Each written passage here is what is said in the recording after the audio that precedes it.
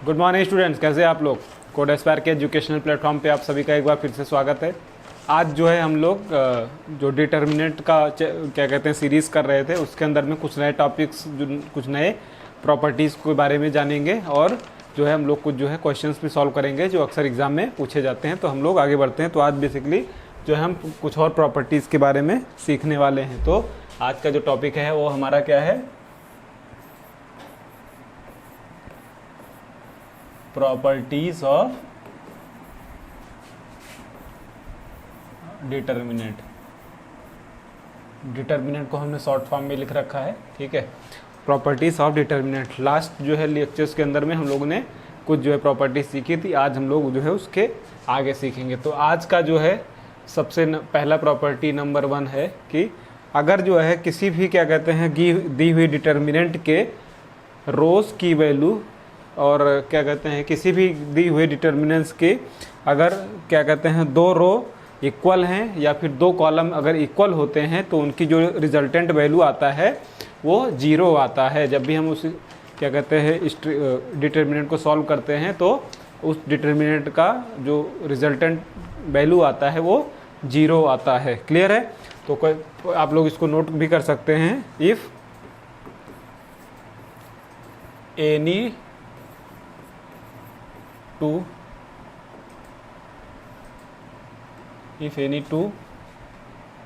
rows or columns of any determinant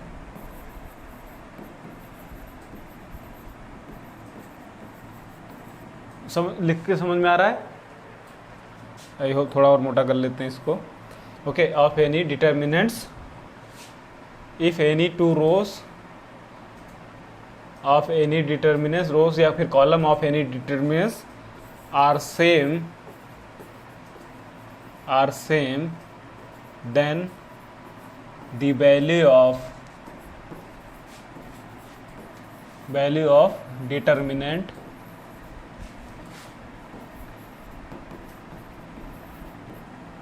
will be 0। आप लोग इसको नोट्स भी कर सकते हैं, जिनको नोट्स बनाना है वो नोट भी बना सकते हैं। बाकी आप लोग जो है वीडियो को रिवीजन कर लीजिएगा। ओके, अगर किसी भी दी हुई डिटर्मिनेंट के दो रोज या फिर दो कॉलम जो है सेम हैं या फिर इक्वल हैं तो उसका जो रिजल्टेंट वैल्यू आता है सॉल्व करने के बाद वो 0 आता है। एग्जाम्पल के तौर पे अगर समझना चाहें, अगर हमारे पास एक डिटर्मिनेंट दी हुई है जिसका अगर हम कहते हैं इसके जो कॉलम हैं, कॉलम की वैल्यू है A1 A2 A3 और दूसरा कॉलम भी A1 A2 A3 ही है और C1 C2 C3। अगर ये कॉलम, ये अब यहाँ पे देख सकते हैं, ये पहला कॉलम ये दूसरा कॉलम जो है दोनों इक्वल हैं तो जो इसकी वैल्यू आएगी वो 0 आएगी। एक केस तो ये बनता है। सेकेंड केस हमारे पास क्या बनता है, हम लोग इसको एक और तरीके से सॉल्व कर सकते हैं कि अगर ये A1 B1 C1 है और ये भी A1 B1 C1 है, ओके, और ये A2 B2 C2 है। अब यहाँ पे आप देख सकते हैं, यहाँ पे भी ये वाला रो और ये वाला रो दोनों की वैल्यू जो है क्या है, इक्वल है। ओके, दोनों की वैल्यू इक्वल है तो इसका आंसर जो भी आएगा वो भी 0 आएगा। इससे पहले वाले में क्या था, ये वाला कॉलम हमारा कॉलम नंबर 1 और कॉलम नंबर 2 दोनों इक्वल थे, इस वजह से इस जो है डिटर्मिनेंट का जो वैल्यू आया था वो 0 आया था। क्लियर है। ये क्या कहते हैं, किसी भी आप 2 ऑर्डर की डिटर्मिनेंट ले लो या फिर 3 ऑर्डर की या फिर 4 ऑर्डर की, किसी भी ऑर्डर की डिटर्मिनेंट के लिए ये रूल अप्लीकेबल होता है। क्लियर है। अब हम लोग इस पर एक क्वेश्चन करते हैं। क्वेश्चन हम नोट करते हैं जैसे सॉल्व करने के लिए।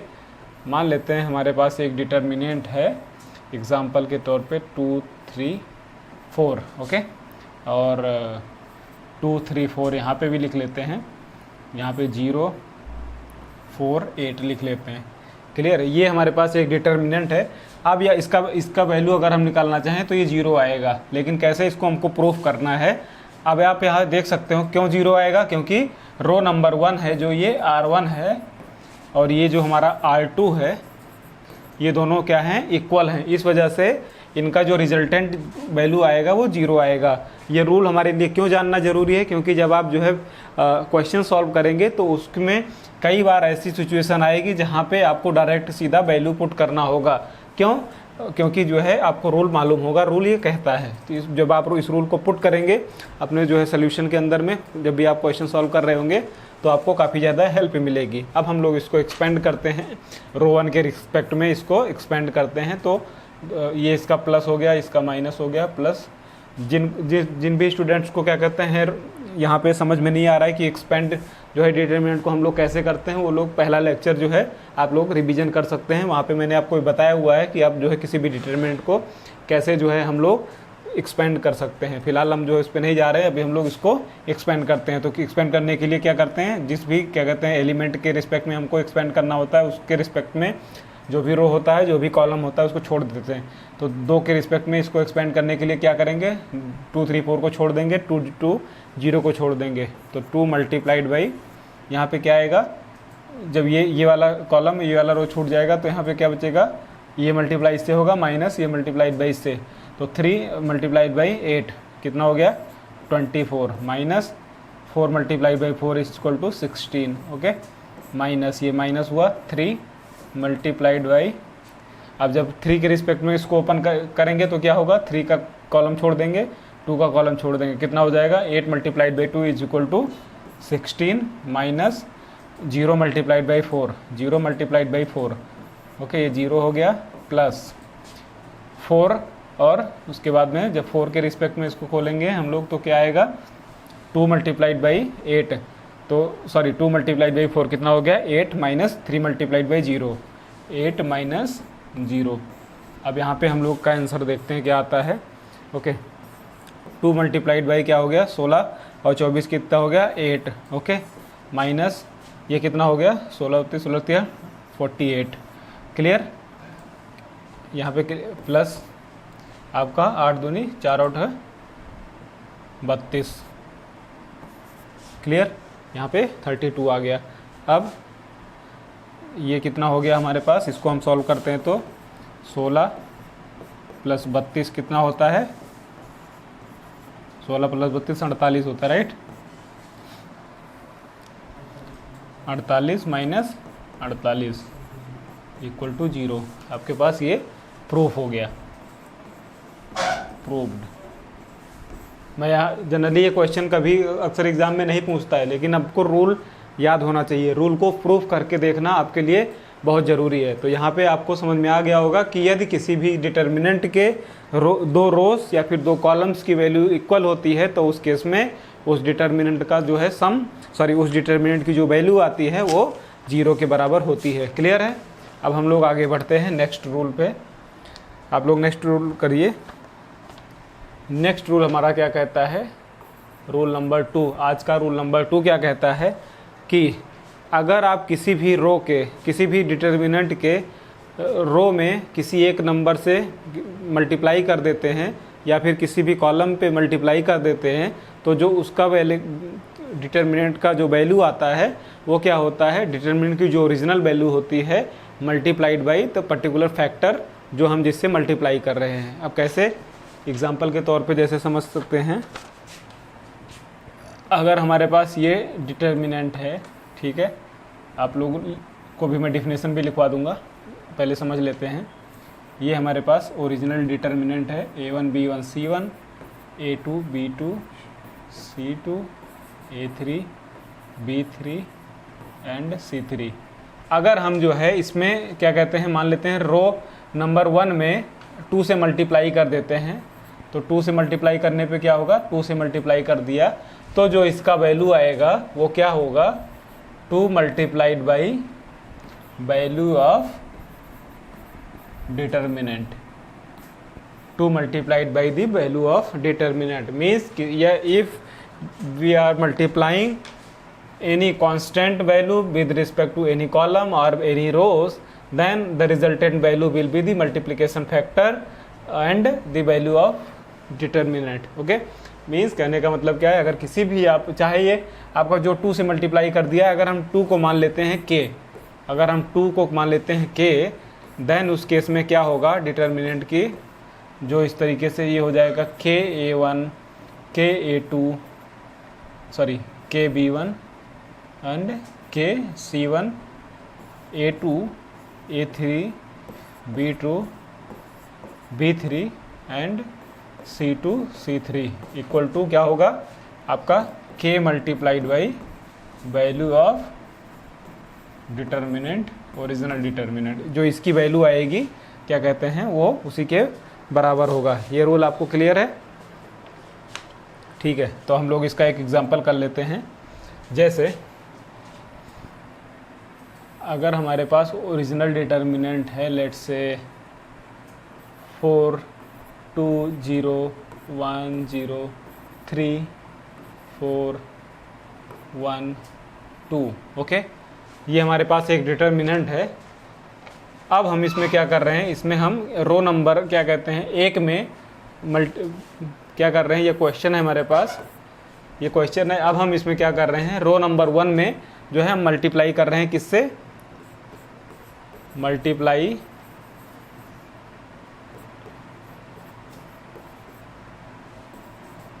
रो 1 विद लेट्स से 3। हम 3 से जो है रो नंबर 1 को मल्टीप्लाई करते हैं। तो मल्टीप्लाई करने के बाद में जो हमारी रिजल्टेंट बनेगी वो क्या हो जाएगी, 3 multiplied by 4 2 multiplied by 4 sorry 2 multiplied by 3, यहाँ पे 0 हो जाएगा क्योंकि 0 मल्टीप्लाइड बाई 3 मतलब 0। ओके 1 0 3 ओके 4 1 2, ये हमारे पास फाइनली निकल के आता है। इसको हम सॉल्व और करते हैं तो ये क्या हो जाएगा, 4 3 12 और 3 दूनी 6 0 ओके 1 0 3 एंड 4 1 2, ये हमारे पास आ गया एक डिटर्मिनेंट को मल्टीप्लाई करने के बाद। अब हम लोग जो है इसको एक्सपेंड कर लेते हैं पहली रो के रिस्पेक्ट में। तो पहली रो के रिस्पेक्ट में जब हम लोग इसको एक्सपेंड करेंगे तो क्या होगा, 12 मल्टीप्लाइड बाई, अब हम लोग थोड़ा इसको सॉल्व, 0 मल्टीप्लाइड बाई 2, ये हो जाएगा -3 okay -3 -6 multiplied by 6 multiplied by आपका 2 माइनस 4 3 12, 2 माइनस 12 कितना हो गया, 10 ओके -10 हो गया प्लस ओके प्लस क्या हो गया आपका 0। जब आप 0 से मल्टीप्लाई कर देंगे इसको तो मतलब मीन्स 0 आ जाएगा ओके। तो कितना हो गया, 12 3 36 -36 माइनस माइनस मल्टीप्लाई हुआ प्लस, कितना हो गया 60। कितना आंसर आया इसका, 30 30 60 26। क्लियर?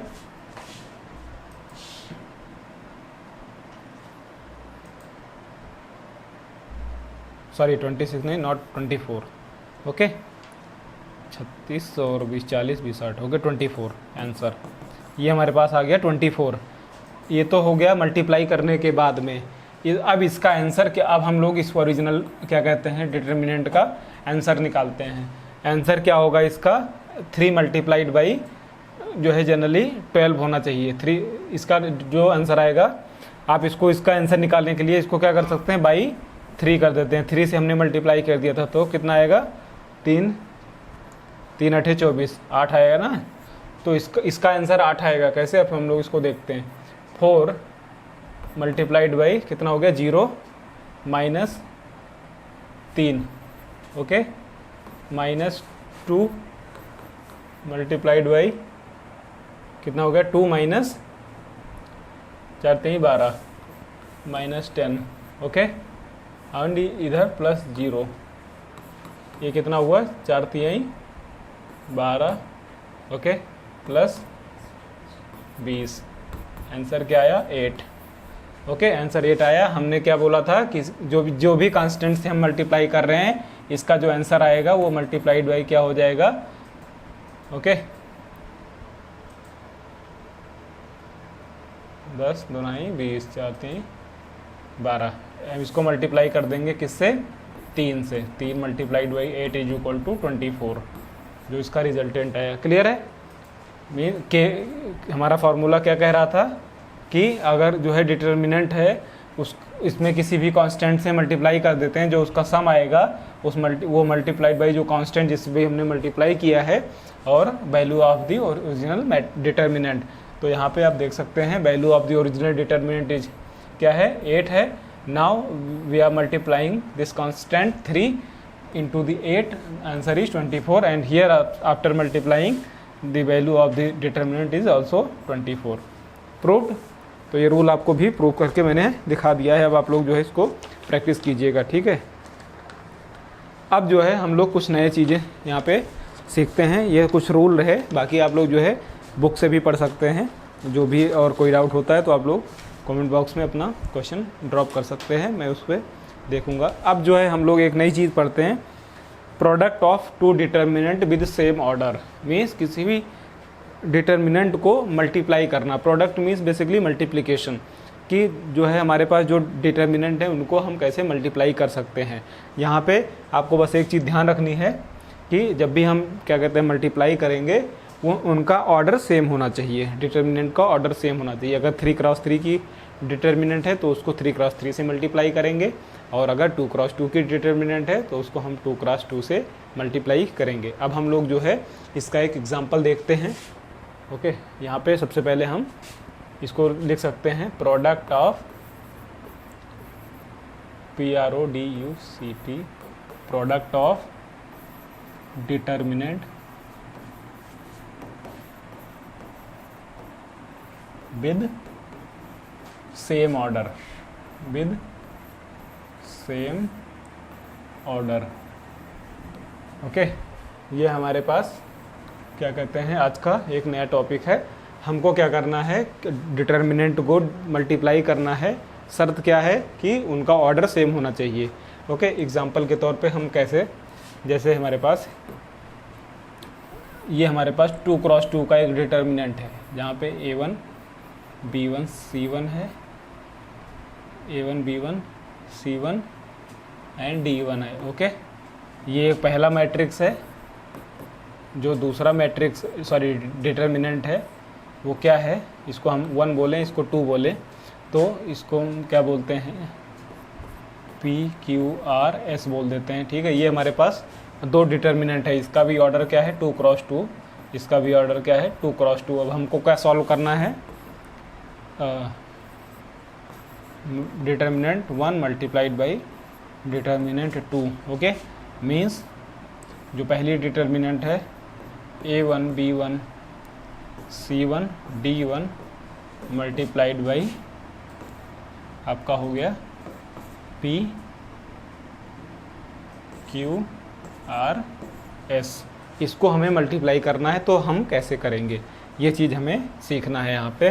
तो हम लोग इसको क्या कहते हैं, आगे बढ़ते हैं। तो जब भी हम क्या कहते हैं मल्टीप्लिकेशन फैक्टर परफॉर्म करेंगे किसी भी डिटर्मिनेंट के अंदर में, तो आपको क्या करना है, चाहे आप कॉलम पकड़ेंगे चाहे आप रो पकड़ेंगे। मैंने आपको एक प्रैक्टिस अभी बता रहा हूँ। आपको करना क्या है, सबसे पहले आप पहला रो उठाइएगा। पहला रो आप किससे मल्टीप्लाई करेंगे, पहला रो किससे मल्टीप्लाई होगा, आपका पहले कॉलम से मल्टीप्लाई होगा। ओके, तो कैसे, अब यहाँ पे हम इसका एक्सपेंशन लिख देते हैं। जैसे जब आप पहला रो उठाएंगे, मल्टीप्लाई करेंगे पहले कॉलम से, तो A1 मल्टीप्लाई होगा P से। ओके, तो हो जाएगा A1 P। Okay, A1 P। जब B1 मल्टीप्लाई होगा किससे, R से। ओके, उसके बाद आपको क्या करना है, प्लस कर देना है B1 multiplied by R। Okay, यहाँ तक क्लियर है। पहले रो को उठाया, इससे मल्टीप्लाई किया। ओके, दोनों को हमने क्या कर दिया, प्लस कर दिया। क्लियर है, यहाँ से मल्टीप्लिकेशन समझ में आ रहा है। इसको और दूसरे उसमें लिख लेते हैं, तब बहुत अच्छी तरह से समझ में आएगा। A1 B1 C1 की बजाय हम लोग इसको और अच्छे तरीके से लिखते हैं। क्या है, ये हमारे पास ABCD है, ऐसे समझते हैं। ये है PQRS। ये हमारे पास 2 डिटर्मिनेंट है। जब हम इसको मल्टीप्लाई करेंगे तो क्या आएगा हमारे पास, ठीक है। आपको क्या करना है, पहला रो उठाया, पहले कॉलम से मल्टीप्लाई किया। ठीक है, तो AP हो गया, मल्टीप्लाई करने के बाद में प्लस आपने क्या किया, ए को पी से मल्टीप्लाई किया, बी को आर से, बी को आर से, इसको थोड़ा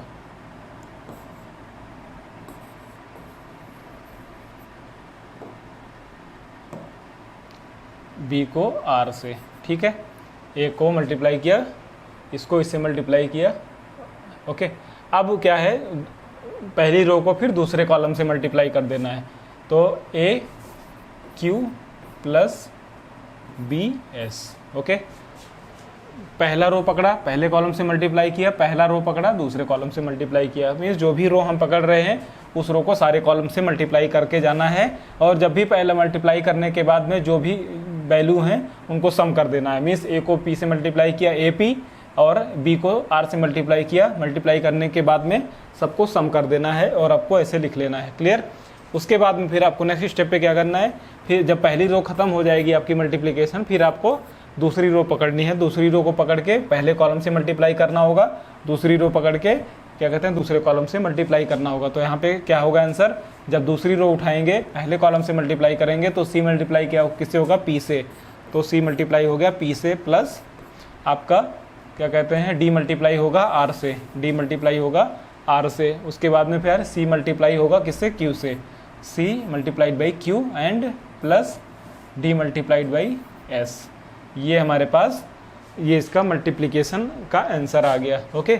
ये हमारे पास जो है मल्टीप्लाई करने के बाद की डिटर्मिनेंट आ गई है, क्लियर है। तो यहाँ तक क्लियर है। अब हम लोग एक एग्जांपल कर लेते हैं इसका। जैसे हमारे पास एग्जांपल है, पहला डिटर्मिनेंट है 2 3 1 0, मल्टीप्लाई करना है किससे, 1 3 4 -1, ये इससे हमें मल्टीप्लाई करना है। अब हम लोग क्या करते हैं, इसको लिख लेते हैं। पहला रो पहले कॉलम से मल्टीप्लाई होगा तो 2 मल्टीप्लाइड बाई 1 किससे होगा, 2 मल्टीप्लाई बाई 1 कितना हो गया 2, plus 3 multiplied by 3 9, okay clear यहाँ तक। और पहला रो दूसरा कॉलम तो 2 मल्टीप्लाइड बाई 4 कितना हो गया, 2 मल्टीप्लाइड बाई 4 कितना होगा 8, ओके। नाउ प्लस आपका कितना हो गया 3 मल्टीप्लाइड बाई 1, बल्कि यहाँ पे -1 तो कितना आ जाएगा -3, ये हो गया, ओके। अब फिर से आपको क्या करना है, दूसरा रो पकड़ना है, पहले कॉलम से मल्टीप्लाई करना है, ओके। तो 1 मल्टीप्लाइड बाई 1 कितना हो जाएगा 1, ओके। और इधर क्या कहते हैं 0 मल्टीप्लाइड बाई 3 मतलब 0, ओके। यहाँ पे फिर से आपको पहला रो दूसरा रो पकड़ना है, इस कॉलम से मल्टीप्लाई कर देना है। तो जब इससे मल्टीप्लाई करेंगे तो 1 को कितना आ जाएगा 4, प्लस 0 मल्टीप्लाइड बाई -1 0, आंसर, ठीक है। तो इसको हम जब आंसर को करते हैं तो यहाँ पे क्या आ गया 9 दूनी 18, ठीक है। यहाँ पे आपका 1, यहाँ पे आ गया -24, ओके। यहाँ पे कितना आ गया 4। अब आपको इसको एक्सपेंड करने का तरीका मालूम है, 18 multiplied by 4 72, minus 1 multiplied by -24 कितना आ गया 72 प्लस 24, ओके। कितना आ गया 4 2 6 7 2 9, आंसर आ गया आपका 96, ओके। इस तरीके के क्वेश्चन अक्सर जो है 5 नंबर में पूछ लिए जाते हैं, तो आपको इसका ध्यान रखना है, ठीक है। तो ये जो है आपका 2 क्रॉस 2 की डिटर्मिनेंट का मल्टीप्लिकेशन हो गया। अब हम सिमिलरली जो है 3 क्रॉस 3 की डिटर्मिनेंट को मल्टीप्लाई करेंगे। मैं यहाँ पे क्वेश्चन दे रहा हूँ, नेक्स्ट क्लास में हम लोग इस पर आगे डिस्कस करेंगे। अब बस यहाँ पे आपको इसको मल्टीप्लाई करना है, 2 3 4 1 0 3 2 1 0, ओके। और मल्टीप्लाई किससे करना है, यहाँ पे दूसरी डिटर्मिनेंट है 1 2 3 0 2 1 1 0 3, ओके। ये डिटर्मिनेंट है।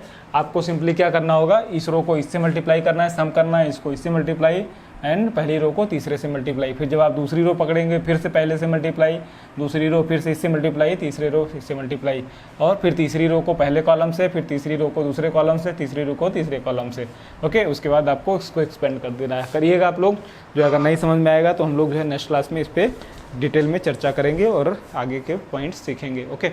और जो भी यहाँ पे नए स्टूडेंट्स ज्वाइन कर रहे हैं बीच में क्लास, आप लोगों से निवेदन है कि आप लोग कृपया करके पहले पुराने वीडियोस को देखिए, ताकि आपको आने वाली वीडियोस के अंदर में चीज़ें आसानी से समझ में आए हो। और अगर चैनल पे नए हैं तो आप लोग सब्सक्राइब भी कर सकते हैं, उससे आपको जो है रियल टाइम पे अपडेट मिलता रहेगा। मिलते हैं नेक्स्ट क्लास के अंदर में, तब तक के लिए आप लोग अपना ख्याल रखिएगा। Bye bye, take care.